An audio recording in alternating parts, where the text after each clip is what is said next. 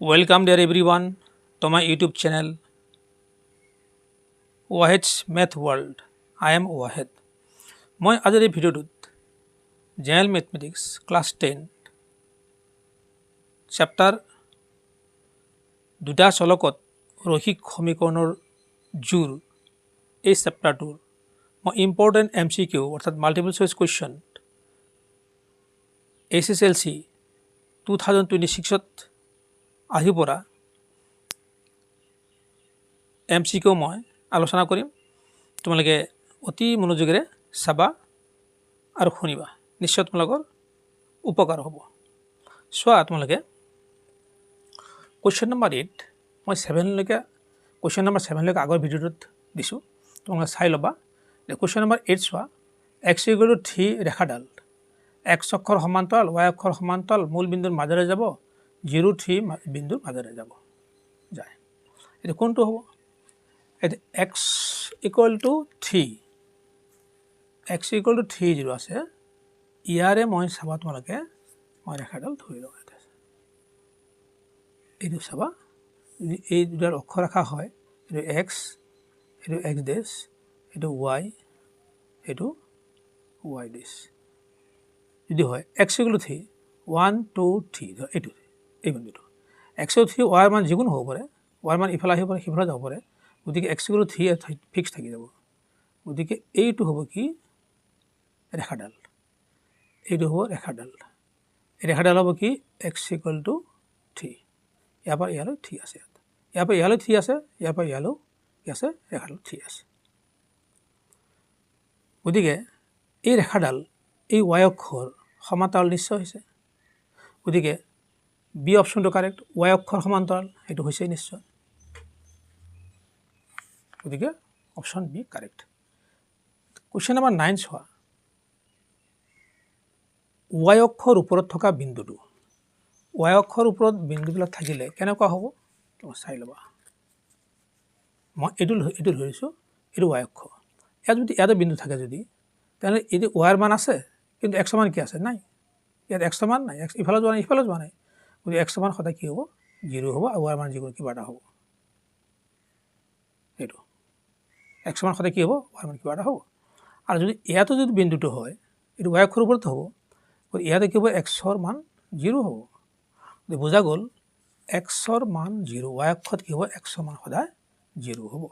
গতিকে ইয়াৰ x ৰ মান ক'তো 0 নাই, ইয়াতে 0 আছে। গতিকে এই অপশ্যনটো নিশ্চয় correct. Question number 10 9x + 3y + 12 এইটো এটা, আৰু এই দুটা এই সমীকৰণ ৰেখা দুডাল কি হ'ব? মিলি যাব, সমান্তৰাল হ'ব, কটাকটি কৰিব, মূল বিন্দুৰ মাজেৰে যাব। ইয়াত চাবা তোমালোকে, এইটো চাবলৈ হ'লে আমি এইটো ওলাই ল'ব লাগিব। চাবা তোমালোকে a1 / a2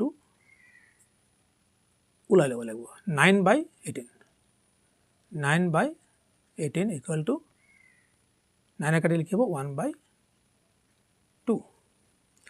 b1/b2 চাবা তোমালোকে, এইটো 3/6 3/6, ইয়াতে কি হ'ব? 1/2।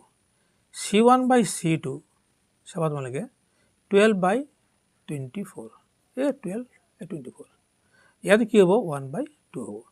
a1/a2 b1/b2 c1/c2 গোটেইবিলাক সমান হৈ গ'ল। সমান হ'লে মিলি যোৱা ৰেখা হয়, মিলি যাব, তাৰমানে অসংখ্য সমাধান থাকিব, কিন্তু ইয়াত অপশ্যনটো কি আছে? মিলি যাব। গতিকে কি হ'ব? Option A correct. ইয়াৰ পিছত 11 নম্বৰটা চোৱা তোমালোকে, -2 3 বিন্দুটো কোনটো চুকত আছে? চাবা তোমালোকে কোনটো চুকত আছে, এইটো চাই ল'বা। ইয়াতে চুকবিলাক চাবা তোমালোকে, এইটো এনেকৈ দিলোঁ, ইয়াত চুক এইটো ফাৰ্ষ্ট চুক, এইটো ছেকেণ্ড, এইটো থাৰ্ড, এইটো ফ'ৰ্থ। চাবা ইয়াতে প্লাছ প্লাছ থাকে, ইয়াতে মাইনাছ প্লাছ থাকে, ইয়াতে মাইনাছ মাইনাছ থাকে, ইয়াতে কি থাকিব? Plus minus. গতিকে চাবা তোমালোকে মাইনাছ প্লাছ, এইটো মাইনাছ প্লাছ, x ৰ মান মাইনাছ, y ৰ মান প্লাছ আছে, এই 3ৰ আগত প্লাছ চিহ্ন আছে, গতিকে মাইনাছ প্লাছ। গতিকে দ্বিতীয় চুক থাকিব। দ্বিতীয় চুকটো কোনটো হ'ব? বি অপশ্যনটো কাৰেক্ট, দ্বিতীয় চুক। 12 নম্বৰটো চাবা তোমালোকে, খুব ইম্পৰ্টেণ্ট 12 নম্বৰটো। চাবা x = 2 y = -3 হ'লে সমীকৰণ দুটা হ'ব। গতিকে x = 2 2 হ'লে যদি মই ইয়াত 2 বহাই দিওঁ তেতিয়াহ'লে কি হ'ব -2 আৰু ইয়াত যে -3 বহাই দিলে মাইনাছ প্লাছ হ'ব 3 4 গুণ 12 প্লাছ 12 হ'ব আৰু 2 গুচি গ'লে কি থাকিব +10 গতিকে ইয়াত কি আছে -14 নহ'ব 0 নহয় আমি এইটো চাম 100 মান 2 বটা 2 গুণ 4 4 হ'ব 4 পৰা এইটো 4 আৰু এই 3 মাইনাছ প্লাছ হ'ব 3 গতিকে 4 হ'ব 7 হ'ব 7ত নাই ইয়াত চাবা তোমালোকে ইয়াত আমি কৰি চাওঁ চাই দেখাই দিওঁ তোমালোকে চাবা ইয়াতে চাই ল'বা ধুনীয়াকৈ এইটো চাই ল'বা বাৰু 2 ধৰিলে 100 মান 2 আছে আৰু হোৱাৰ মান কি আছে -3 আছে আমি চাই লওঁ 2 গুণ 4 -15 হ'ব গতিকে 15 পৰা 4 গ'লে এটা মাইনাছ থাকিলে প্লাছ থাকিলে আমি বিয়োগ কৰিব লাগে 15 পৰা 4 গ'লে কি থাকিব 11 থাকিব কিন্তু ডাঙৰটো কি চিন আছে মাইনাছ চিন আছে গতিকে -11 থাকিব নিশ্চয় এইটো কাৰেক্ট গতিকে চি অপশ্যনটো কাৰেক্ট আমি দ্বিতীয়টো নাচাওঁ এতিয়া আৰু বাকীবিলাক যিহেতু নাই নহ'ব গতিকে চি অপশ্যনটো কি হ'ব কাৰেক্ট গতিকে ভিডিঅ'টো চাই কেনে লাগিল কমেণ্টত জনাবা এটা লাইক দিবা বেছি বেছিকৈ শ্বেয়াৰ কৰিবা কিন্তু চেনেলটো ছাবস্ক্ৰাইব কৰি লৈ নাপাহৰিবা wait for my next videos thank U